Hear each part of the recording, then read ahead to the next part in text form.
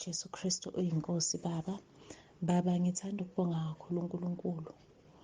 Sekukade kade ngifisa ukubuthola ubufakazi, kodwa benginento ethi hhayi, ake ngime kancane ngize ngempela labantu bengitshele ukuthi ngempela sebengithathile, ngoba bengisese-free trial.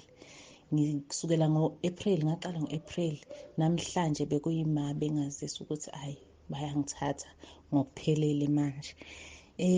Baba, kushuthi kwathi uNkulunkulu mesifundisa ngokucela ukuthi sicele kanjani kuyena, ngazilalela lezo y'nkonzo, zangisiza kakhulu. Ngase ngicela umsebenzi, uma ngiwucela umsebenzi ngawuchaza ukuthi umsebenzi okanjani. Kwakukade ngiwucela kodwa ngangawutholi. Kwase kuthi uma ngiwuthola-ke kwase seku-after indlela esengifundisile uNkulunkulu ukuthi ngicele kanjani. Ngawucela umsebenzi ngawuthola. Anginayo experience kuwona, anginalwazi, nje ngiwumina nje, angazi lutho. Abantu engathathwa kanye nabo abantu abaphuma emayunivesithi, abantu ababonayo ukuthi kade bayiqala lento. Abanye baqala besesema-high school befundela zona lezo zinto lezo. Mina ngingenalwazi, ngiblank nje, ngakho angazi lutho. Kodwa uma ngifika lapha baba, ngoba bebefaka ama-test besenzisa ama-projects, ngawenza baba, ngazi ukuthi bebengazisa nje ukuthi indlela engiphase ngayo, ngiphase kahle kakhulu, ngidlule i-average, ngidlule abantu abaningi. Abanye bebekade bewenza amalokhuzana ama-test lawa. Ngiyambonga kakhulu uNkulunkulu ngomusa angenzele wona. Ngiyabonga kakhulu, ngiyabonga kakhulu. Angazi ibongo zami zincane baba, kodwa ngiyacela futhi ukuthi uNkulunkulu lezi thembiso engamthembisa zona angiphe amandla, ngoba angifuni ukumphoqa uNkulunkulu ukuthi sengimthembisile ukuthi ngathola umsebenzi, lo msebenzi ngizokwenza ukuthi ngenze ukuthi, bese ngiyamjabhisa futhi. Ngiyacela ukuthi angiphe amandla, ngingamenzi kanjalo uNkulunkulu. uJesu Kristu uyinkosi baba. Ngiyisa nje udumo kakhulu kuNkulunkulu. Siyabonga nangey'nkonzo baba, siyafunda kakhulu. Ngithole nje lo msebenzi kungenxa yenkonzo baba yethulwa uNkulunkulu ngobaba.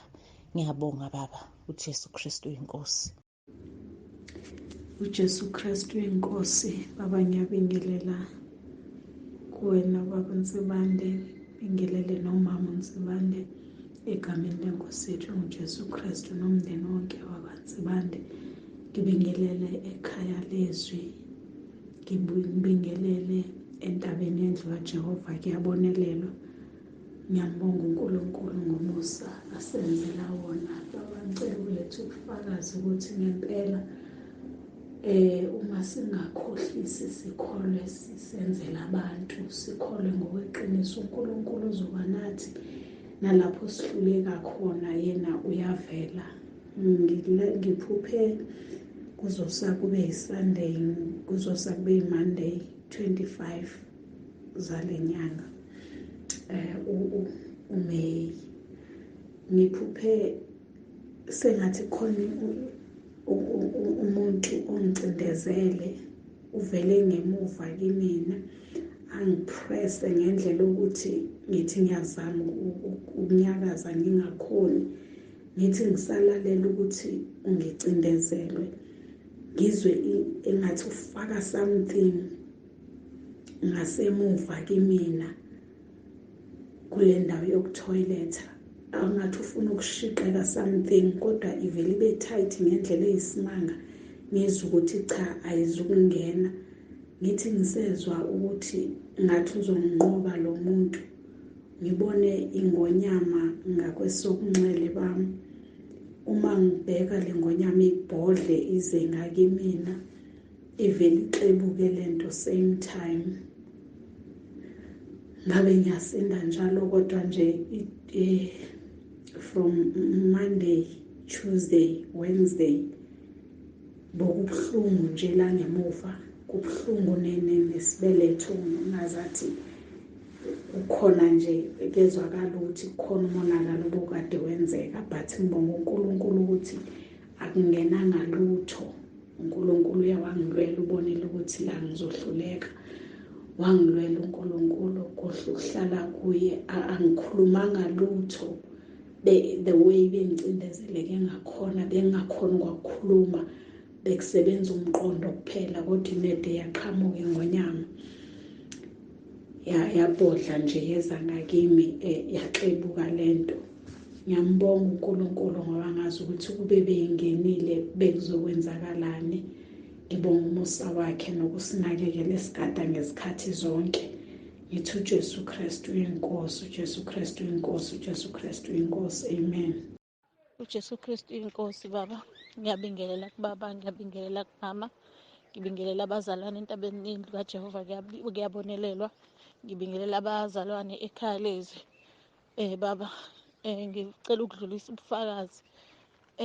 Baba, ngivuke izolo ekuseni mangivuka, ngivuke nje ngizizwe ukuthi hayi ngirathi, anginankinga, mese ngithatha isinqumo sokuthi ngizoklina amawindi. Hayi, ngiqale-ke baba la ngitohoza khona ngiklina amawindi. Ngithe nje mangiklina iwindi lokuqala nje ngingakaliqedi, kuvele nje ngigwazwe isibhobo la ngezansi kwebele laka-right. Hayi, ngizibe ngithi hayi lento izodlula, hayi qhubeke nokuwasha amawindi. Ngiwasha amawindi, ngithi uma ngizojika ikhona ngapha kwendlu, eceleni kwendlu kunendawo enamawindi awu-3. Uma ngifika lo ngizwe ukuthi hayi yabo-ke manje sengicisha umoya. Hayi, ngizibe ngiqhubeke ngijikele ngasefront. Ngithe nje uma ngenza iwindi lesibili, hayi ngizwe ukuthi ngeke sekungaphezu kwamandla, ngingene ngendlini. Uma ngithi ngekamereni leli engilandela kulona, ngithola ukuthi usisi le ngilala nayo esalele, ayinqena ukumbangela umsindo. Mese ngihamba nge-sitting room, bebesalele-ke bonke la endlini. Ngihambe nge-sitting room, ngifike ngiguqe khona, ngivule umkhuleko lo ka-May 18, ngilalele wona, ngikhuleke. Hayi, ngithi awuthi ngincenge ngiphinde ngiyoqhubeka ngiqedele amawindi wabe ngingakaqedi, ngiphinde ngiphumele ngaphandle ngifike ngizama ukuqedela. Hayi, ngizwe ukuthi hayi akungangami. Bahambe-ke la ekhaya baye ukuvota ngoba bebeyovota bonke, ngisale-ke. Hayi, ngiyeza ukuthi ngiyasebenza nje, ngiyeza ukuthi hayi umoya uyaphela umoya. Ngihambe futhi ngekamereni, ngiphinde usevukile usisi ngekamereni, ngifike ngiguqe, ngiphinde ngivule umkhuleko lo ka-18, ngiphinde mese ngidlulela kulo ka-Roma 10, ngilalele wona futhi nawo. Hayi, ngikhuleke baba, ngiphinde ngiqhubeke. Hayi, kuthe ngabo-11, 12 ngiyeza, hayi yabo-ke manje ngiyaphela straight, ngiyaphela. Kodwa manje angifuni kodwa nala endlini ukubakhombisa ukuthi hayi kubi. Ngilokhu ngasho ngathi mina hayi nginesibhobo engizizwayo. Ngahamba ngayocambalala. Before ngicambalale ngiqale ngiphinde ngiwulalele umkhuleko, ngikhuleke mese ngiyalala. Ngithe mangivuka baba, noma iy'nhlungu beyisakhona, kodwa ngizwa kungcono ngoba ngikwazile ukuma nga-ayina. Ngathi mangiqeda uku-ayina ngahamba ngayosiza usisi ekhishini sabhaka. Awu baba, ngifuna ukudlulisa nje okukhulu ukubonga ukuthi umkhuleko uyasebenza kakhulu uma ukholelwa kuwona. Ngiyabonga kakhulu baba, ngiyabonga. Siyabonga nje baba ukuthi nisikhulekele nomama, nihlezi nisibeke emkhulekweni nazo zonke iy'khathi, ngoba uba nikho nina nisikhulekele, ngabe sisikhuleka mhlawumbe umkhuleko uphelele endleleni. Siyabonga kakhulu baba. Ngicela nje ukudlulisa nje konke lokhu, ukubonga nje kusenhlizweni yami. uJesu Kristu inkosi baba, amen. uJesu Kristu inkosi baba. Ngibingelele bonke abazalwane, ubaba nomama ngokukhethekile. Ngiyacela abazalwane ukudlulisa nanku umbono wami, iphupho lami engaliphupha ngomhla ka-17 May kuzosa kube u-18 siye esontweni. Sengibafonele bonke sey'nkonzweni ePhomoroyi, sengibafonele bonke abazalwane ngibuza ukuthi obani abahambayo ngenzela ukuhamba nabo emotweni. Ngabathola 2 bavuma, ngaqeda ngalala. Emva kwalokho ngivele njena ngihlaselwe imimoya, ngizosho njalo bazalwane, imimoya, owesilisa nowesifazane bangibambe bangikhiphe ngaphandle ekamereni lami, ngihambe nabo ephaseji. Ubuye umqondo uthi obani laba, bethi enganuthe uye esontweni, wena asambe phela sesontweni. Ngizidonse ngithi kusebusuku, ngithe ngijiya ngabona ukuthi imimoya, ngathi uJesu Kristu uyinkosi. Ngathi thanini uJesu Kristu uyinkosi. Awubasho nabo bathi uJesu Kristu uyinkosi, uJesu Kristu uyinkosi. Bangidonsa kalula baze bayofika edining room. Baqhamuka i-security lakamasipala nalo liphethe isibhamu lithi liyabakhomba lize umsindo, ngilisayinele iphoyisa, ngithi imimoya, akubona abantu, imimoya. Bese ngithi sithanda uJesu Kristu uyinkosi, ne-security lisho njalo lithi uJesu Kristu uyinkosi, uJesu Kristu uyinkosi. Behle nami mangifika laphana la bengikhombisa khona ngithi angiyibona imoto yami lana mina engizoyigibela. Bese ngithi yeyi, sukani bomoya babi. Ngithi ngizosho ngedwa-ke manje ngithi uJesu Kristu uyinkosi. Babaleka bonke bacasha ngemoto lapho ngaphaphama nje ngisembhedeni yami ngingakaze ngiye ndawo. Ngiyambonga kakhulu uNkulunkulu ngokungihlenga kuleli phupho. uJesu Kristu uyinkosi, amen. Jesu Kristu inkosi Baba. Ngiyabingelela ikhaya lizwi, ngibingelela ubaba noma uNsibande egameni lenkosi yethu Jesu. Ngiyambonga uNkulunkulu Baba. Ngibingelela nekhaya lizwi, ngibingelela nentabeni yendlu kaJehova. Ngiyabonelelwa. Ngiyambonga uNkulunkulu ukuthi usasigcinile Baba. Ziningi izinto ezivelile emva kokugcina ukukhuluma nawe. Ubhutami lo engihlezi ngithi uyagula, waqale wagula waze wangena esibhedlela, bekahlanya nje vele. Waze wangena esibhedlela, igama likaJesu ngakhuleka ngalo, ngabiza uJesu Kristu oyinkosi. Ngambekela umkhuleko lo, ngambekela umkhuleko, wasebenza ngendlela emangazayo umkhuleko. Baba, siyambonga uNkulunkulu ngendlela owasifundisa ngayo. Kube lula yonke into ngenxa kaNkulunkulu. Ngiyambonga uNkulunkulu Baba uNsibande. Okunye Baba, la emsebenzini bekune-Wi-Fi. Manje i-Wi-Fi le, abanikazi bale Wi-Fi bathutha. Beku-radio station, la emsebenzini ngathi bebachuma khona lapha i-radio station. Kanti ithuthile manje, asisenayo Wi-Fi. Akuseselula ukuthi mane singene sikhulume. Kodwa ngiyambonga uNkulunkulu ngoba bathi vele beyingekho semthethweni. Besiyisebenzisa sonke la e-ofisini kodwa beyingekho emthethweni. Ngiyambonga uNkulunkulu. uJesu Kristu inkosi, amen. Amen. Baba uJesu Kristu inkosi. Ngibingelele kubaba nakuma. uJesu Kristu inkosi. Ngicela ukuthula ufakazi baba ngamandla alo mkhuleko wabaseRoma. Yo baba, ngike ngafikelwa ingane ikhala yelinye iklasi-ke nokho engingena uclass teacher wakhona, kodwa ifikile ikhala, caca uba iphethwe yisifuba. Hhayi, ngikhulekele bese ngiyishiya nalo mkhuleko ngoba nami bengijahe eklasini. Ngiyishiye nalo mkhuleko ukuthi ngicela ize ilandele emva kwababa masekhuleka abaseRoma. Hhayi nangempela isale-ke khuleke-ke ngihambe-ke ngeklasini. Manibuya hhayi isiqedile yahamba yaphindela eklasini. Hhayi ngihambe-ke ngibheke yasinjani isifuba. Hhayi mem, ngiyabonga kakhulu sivele saphela sathula. Hhayi-ke ngibonge, hhayi siyawubonga umkhuleko. Hhayi ngiphinde kudlula iy'nsuku ngiyibuza, hayi busagcina nini isifuba? Athi mem sagcina ngoku. Sase sikuphatha isikhathi esingakanani? Athi bengiphila ngaso mem. Ngithi ufike washo ekhaya? Uthi ngishilo ekhaya. Bathi angobuya ngize kuwena mem ngizobonga. Ngithi pho ngongaseziyo? Athi hayi mem bengisazoza. Ngiyabonga kakhulu. Hayi masibonge uNkulunkulu nobaba uNsibande owayekhulekelwa, ongakhulekelwa yimina kahle kahle, wawukhulekelwa ubaba uNsibande. Siyabonga kakhulu baba ngalo mkhuleko. Kuningi osowungenzele kona mina. Kuningi, especially ingane zesikole ziyagula baba, ziyagula.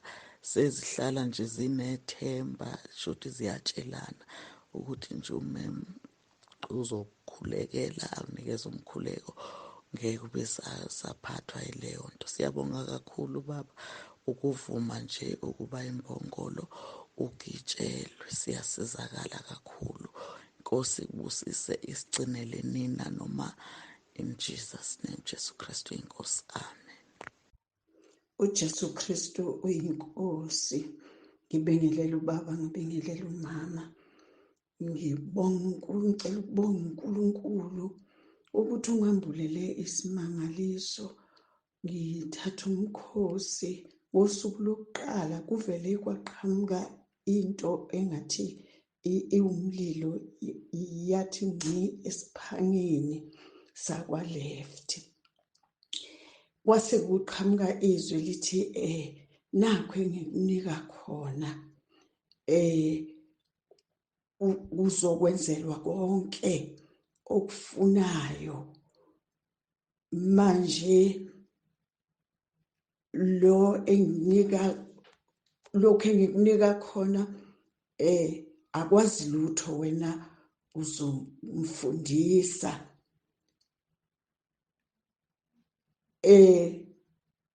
Uma ngisalalele lokho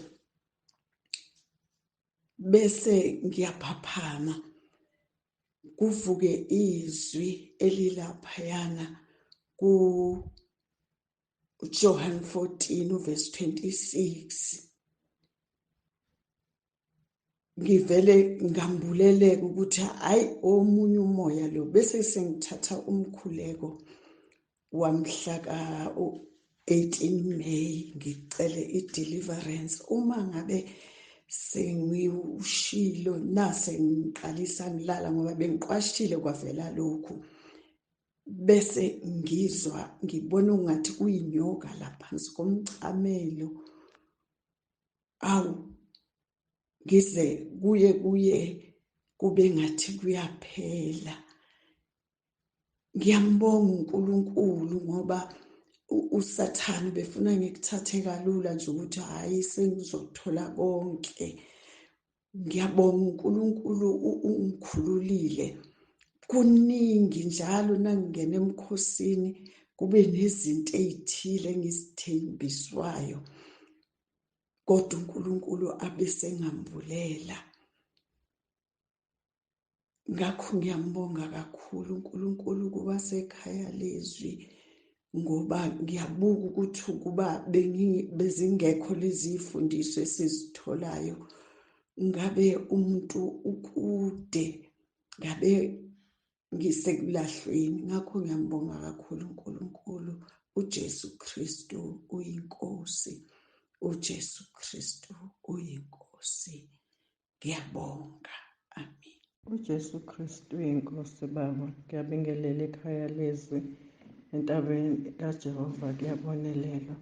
Baba, nginalo bufakazi.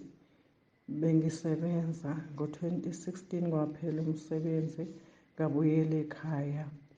Kwanebandla-ke ngihlanganyela nalo ngoba ibandla lami laselikude, ngingasakwazi ukuya khona.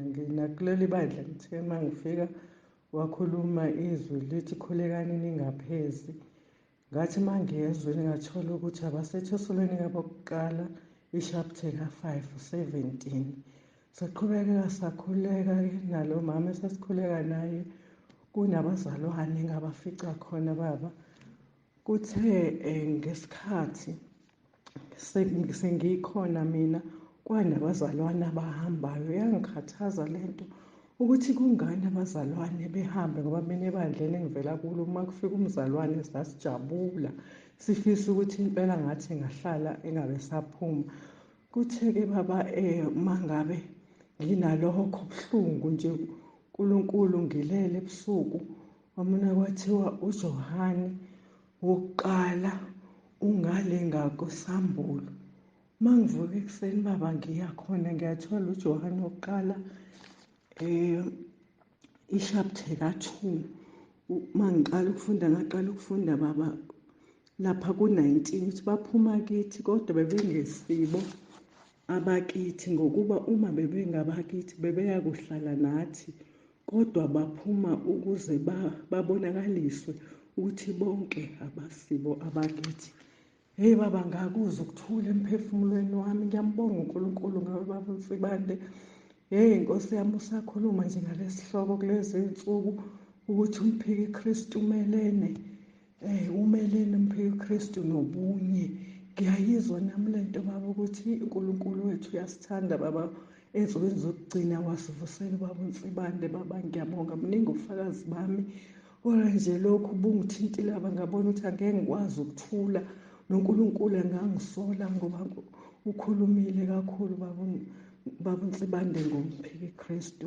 Ngiyabonga ngithi uJesu Kristu inkosi. uJesu Kristu inkosi baba. Ngibona sinabazalwane esicongweni sentaba. Siyahlabelela sidumisa inkosi, siphethe amacilongo. Ngesikhathi sihlabelela ngamacilongo bese kade ngisho unumber 60. Bese siphinda futhi sihlabelela unumber 36. Ngesikhathi siuhlabelela lo mhlabelelo othi igama lika Jesu limnandi endlebeni, liyaphelisa usizi, liwumuthi enhlizweni. Ngizwe ukuthi kukhona abazalwane asebesho okunye. Ngibabuza bazalwane amacilongo ethu ayafana, beqinisekisa abazalwane ukuthi ayafana. Kodwa manje bese ngizwe ukuthi indlela esesimkhonza ngayo uNkulunkulu asisamkhonzi ngokufanayo sonke. Kuthi ngisadidekile ukuthi pho kwenziwa yini lokhu, ngoba amacilongo sonke sicula ngamacilongo. Ebese ngibona kuqhamuka into ebimfishane ngangengane esaphathwa, ifika iphalazela umzalwane emnweni, imngcolise. Ngesikhathi kwenzeka lokho bese ngikhonjiswa ukuthi kukhona abazalwane abavulela isitha, bangcolisile iminwe yabo. Kwakhuphuka into, ngibone kunendlebe iphansi, kwasuka into ngabakhombisa abazalwane, lento ibingathi inyoka. Uma ikhuphuka lento bese igcine kube ngathi futhi neinyawo eziwu4, kodwa ekhanda kuyinyoka. Bese ngithi ngiyabona lento isiphambuka abazalwane, isiwumuntu futhi manje.